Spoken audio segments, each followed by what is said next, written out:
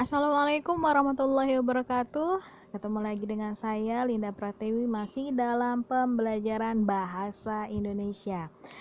Apa kabar anak-anakku sekalian kelas 12 TBSM, TKJ, TKL dan AP?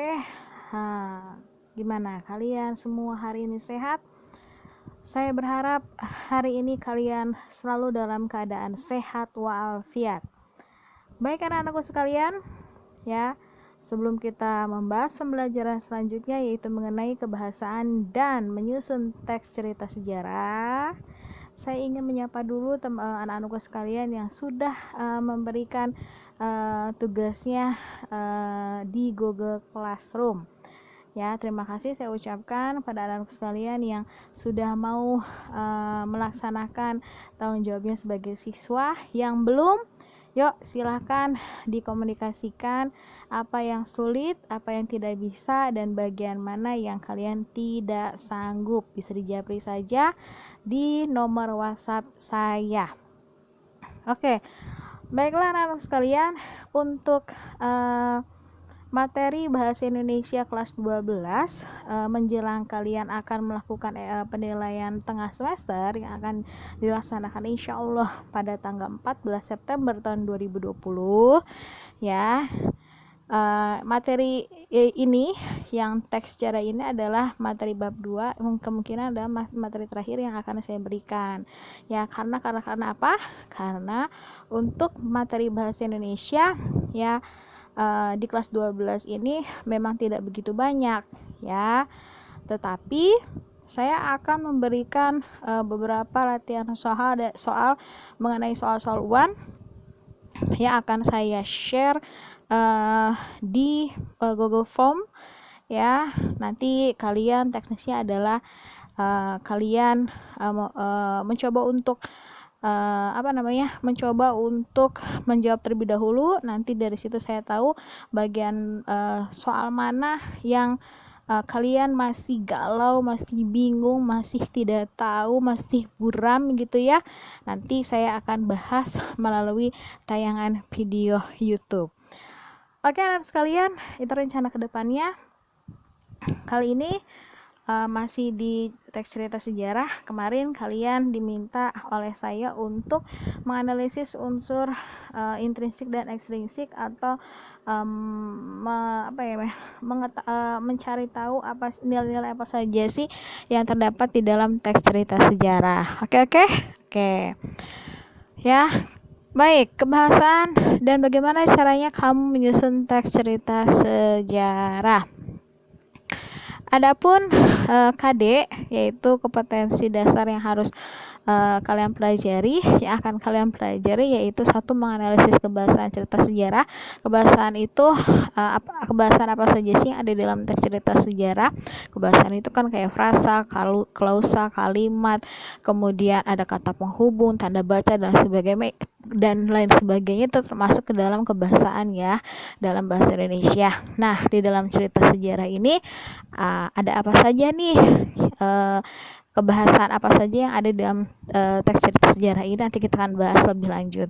Kemudian kedua adalah untuk keterampilannya, kalian diminta mampu untuk menulis cerita sejarah, ya, sejarah pribadi gitu kan, dengan memperhatikan kebahasaannya gitu kan, ya.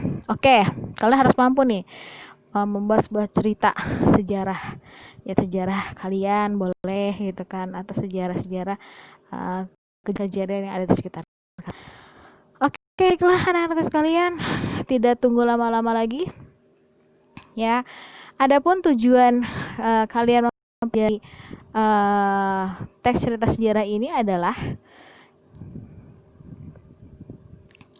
kalian sebagai peserta didik itu harus mampu menganalisis jelas, ya, apa saja yang dapat dalam kebahasaan, kemudian aplikasikan dalam sebuah kalimat dalam cerita teks sejarah tersebut.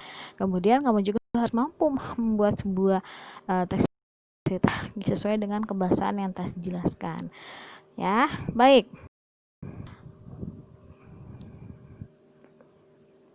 Oke. Adapun kebahasaan teks cerita sejarah itu, yang pertama adalah kata ganti, atau nama lainnya adalah pronomia. kemudian kalimat bermasa lampau, namanya juga sejarah kan, jadi sehingga ada beberapa kalimat yang menyatakan kejadian masa lampau. Cirinya apa aja? Nanti kita bahas. Kemudian frasa adverbial, kemudian konjungsi temporal. Untuk konjungsi ini di kelas 11 sudah pernah saya bahas. Konjungsi ini adalah kata penghubung. Kalau untuk temporal ini adalah konjungsi atau kata hubung yang berhubungan dengan waktu. Oke. Selanjutnya, nomor 1 kebahasaannya yang dibahas adalah kata ganti atau pronomia. Ya, kata ganti itu apa? Kata ganti adalah kata yang menggantikan benda atau sesuatu yang dibendakan. Kata ganti yang akan dibahas di cerita teks sejarah ini adalah kata ganti orang. Ya, karena dalam cerita teks sejarah itu pasti ada tokoh yang harus diceritakan di situ. Ya, nah kata ganti orang ini ya untuk menggantikan kata benda atau kata orang yang lainnya. Misalkan contoh, kalau misalkan di dalam alur sebuah karya sastra, di dalam alurnya itu kata ganti orang pertama, kata ganti orang kedua, sudut pandang, ya sudut pandang seorang pengarang. Nah seperti itu ya. Nah kalau dalam kebahasaannya di sini itu pronomia atau kata ganti. Yang pertama adalah kata ganti orang pertama, tunggal, berarti seorang. Ya, kata gantinya bisa menggunakan kata hamba, saya, beta, aku, daku, awak, ya, patik, hamba, sahaya, dan sebagainya. Ya, karena ini adalah cerita masa lampau, jadi tidak menutup kemungkinan dalam penggunaan kata hamba, kemudian daku, ya, beta, ya seperti daerah di Maluku atau daerah Sulawesi, ya, yaitu bahasa daerahnya memanggil dirinya itu dengan sebutan kata beta. Kemudian jamak ini berarti lebih dari satu orang. Nah, yaitu kata gantinya menggunakan kami dan kita. Kemudian kata ganti orang kedua yang bersifat tunggal, ya, kamu, engkau, tuan, saudara atau saudari-saudara. Untuk kata ganti orang pertama tunggalnya laki-laki, ya, saudari adalah untuk kata ganti orang kedua tunggalnya yaitu perempuan, yaitu dengan panggilan saudari. Kemudian yang jamak, ya, kata gantinya apa? Kamu sekalian, engkau sekalian, saudara sekalian, Anda sekalian, kalian semua, dan sebagainya. Ya, kata ganti orang ketiga yang bersifat tunggal, dia, ia, beliau. Kalau jamak, mereka. Oke, baiklah. Kalau sudut pandang diganti dengan menggunakan nama si tokohnya, misalkan menggunakan kata ganti orang ketiganya dengan panggilan namanya si tokohnya adalah Andara dan lain sebagainya. Gitu kan ya. Oke. Kebahasan yang kedua yaitu kalimat bermasa lampau. Karena ini adalah mengenai cerita teks sejarah, sehingga pasti ada kalimat-kalimat yang menyatakan kejadian masa lampau. Ya, dalam cerita sejarah terdapat fitur-fitur kebangsaan yang menjadikan ciri khas. Ya, salah satu diantaranya adalah penggunaan kalimat yang menyatakan peristiwa pada masa lampau. Namanya juga sejarah, sudah pernah terjadi ya di waktu yang lalu. Ya. Contoh. Pada tahun 1770, pada tahun 1778 atau 1192 Hijriah, Syarif Abdurrahman dikukuhkan menjadi Sultan Pontianak. Letak pusat pemerintahan ditandai dengan berdirinya Masjid Jami Pontianak, kini bernama Masjid Sultan Syarif Abdurrahman dan Istana Qadariyah. Nah, di mana letak peristiwa masa lampaunya? Yaitu pada waktu itu, pada tahun berapa? Pada tahun 1778. Berarti memang ceritanya ini sudah terjadi pada saat itu, yaitu pada abad ke-17 ya, atau 1192 Hijriah, gitu kan ya. Berarti itu ciri menyatakan peristiwa masa laule atau lampau. Kalau kata Ivan Gunawan bahasanya laule ya, tapi bukan sesuatu hal yang dicontoh ya, lampau maksudnya. Oke, next. Ada lagi yaitu frasa adverbial. Atau teman-teman anak-anak sekalian yang masih suka bingung Frasa itu apa sih? Kalian boleh lihat di link YouTube mapel kelas 10, yaitu kebahasaan teks laporan hasil observasi.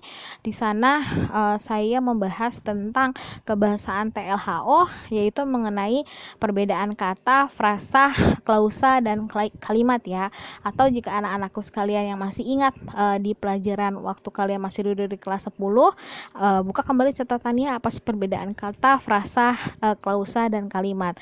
Ya, saya sedikit membahas kalau frasa itu adalah gabungan dua kata. Ya, gabungan dua kata. Kalau kata kan hanya satu, misalkan hujan. Kalau misalkan frasa itu ada gabungan lebih dari satu kata. Ada dua kata. Hujan ini, misalkan contohnya, itu dikatakan sebagai frasa. Untuk lebih lanjutnya silahkan dibuka link YouTube-nya di TLHO kebahasaan 1, yaitu perbedaan frasa, kata, frasa, klausa, kalimat. Oke. Nah, sekarang yang akan dibahas yaitu frasa adverbial. Frasa adverbial adalah frasa yang mengandung kata keterangan. Seperti apa ya kata keterangan itu? Contohnya, ayahku berangkat ke Jakarta kemarin sore. Yayasan Pendidikan Kalimantan resmi berdiri pada 1964. 6 pastor muda Congregatio Discipulorum Domini atau Kongresi Muda Budi Tuhan tiba di Pontianak pada tahun 1949. Ini contoh kalimatnya ya. Nah, kemudian mana yang mengandung kata keterangannya? Ayahku subjek, berangkat yaitu predikat, ke Jakarta yaitu objeknya, kemarin sore yaitu keterangan tempat. Ya, jadi sebuah frasa gabungan terdiri dari lebih dari dua kata yang mengandung keterangan tempat. Yayasan Pendidikan Kalimantan resmi berdiri pada tahun 1964, yaitu ada keterangan tahunnya pada tahun 1964. Kemudian di Pontianak juga keterangan tempat ya, yaitu dikatakan sebagai frasa adverbial. Kemudian temporal atau lebih lengkapnya dikatakan sebagai konjungsi temporal, yaitu kata sambung waktu atau kata penghubung yang menyatakan waktu, lebih tepatnya seperti itu ya. Gunanya untuk apa? Berguna untuk menata urutan-urutan peristiwa yang diceritakan. Teks cerita sejarah banyak memanfaatkan konjungsi agar kalimat satu dengan kalimat yang lainnya itu nyambung, tidak rumpang. Seperti apa sih contohnya untuk konjungsi waktu atau temporal? Yaitu kemudian, setelah itu, lalu, dan lain sebagainya. Ya, ini banyak sekali loh konjungsi temporal yang terdapat di dalam sebuah teks cerita sejarah ya. Nah, setelah itu bagaimana caranya menyusun teks cerita sejarah? Teks cerita sejarah dapat disusun dengan satu melalui wawancara, yang kedua adalah menulis kreatif.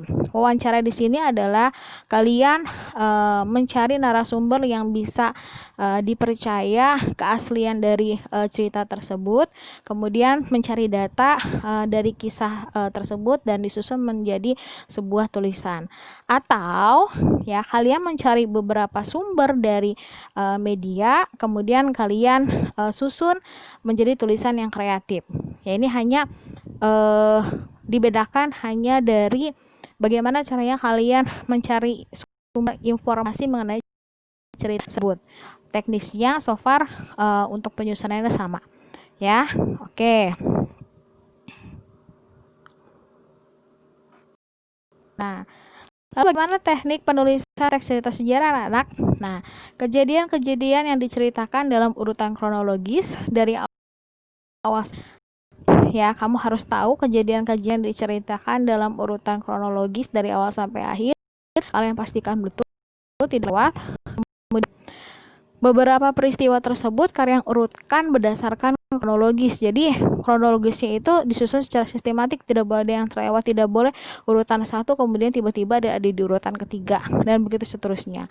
Kemudian ya, dari kelompok fakta yang terjadi, ya kalian juga harus pastikan kejadian sebab akibatnya. Kenapa kenapa gunung tersebut dikelas sebagai Gunung Tangkuban Perahu? Pasti ada sebab, ada akibat, yaitu kamu harus runtutkan juga cerita tersebut. Kemudian bila uraian tersebut berupa deskriptif dan naratif, deskriptif ini adalah menggambarkan, melukiskan, dan naratif ini adalah menceritakan, maka perlu ada proses serialisasi, yaitu mengurutkan peristiwa-peristiwa berdasarkan prinsip-prinsip di atas. Jadi istilahnya, kesimpulannya di sini adalah untuk menulis sebuah teks cerita sejarah, satu, berarti kalian harus mencari sumber yang bisa dipercaya keasliannya, bisa melalui proses wawancara, bisa juga mencari dari sumber-sumber lainnya. Kemudian setelah menemukan sumber yang bisa dipercaya, kemudian kalian urutkan kejadian yang diceritakan dalam urutan kronologis dari awal sampai akhir. Diurutkan juga fakta-fakta dan sebab akibat yang terjadi di tersebut. Nah, kemudian kalian mau teks sejarah ini dalam bentuk karangan teks deskriptif atau dalam bentuk teks naratif. Teks deskriptif di sini adalah teks yang menggambarkan kejadian tersebut. Kalau naratif yaitu menceritakan cerita tersebut. Begitu anak, mudah ya dalam pembelajaran teks. Oke, baiklah. Saya ingatkan kembali kepada anak-anakku sekalian, dalam materi bahasa Indonesia untuk tes cerita sejarah, saya hanya menyampaikan sampai bagaimana cara menyusun sebuah teks cerita sejarah. Ya, nanti evaluasinya saya akan bagi di Google Classroom, dan terlebih dahulu saya ingatkan kembali untuk kalian, anakku sekalian, yang belum menyetorkan atau menyerahkan tugas di pelajaran-pelajaran yang telah berlalu, ya silahkan japri ke ibu apa kendalanya, ya mungkin kalian lupa linknya, ya atau tanyakan ya untuk dibantu menginformasikan apa yang kalian butuhkan. Oke. Ya, sekian dulu pembelajaran untuk kali ini. Ya, sampai ketemu lagi di pertemuan selanjutnya. Wabillahi taufiq wal hidayah. Wassalamualaikum warahmatullahi wabarakatuh.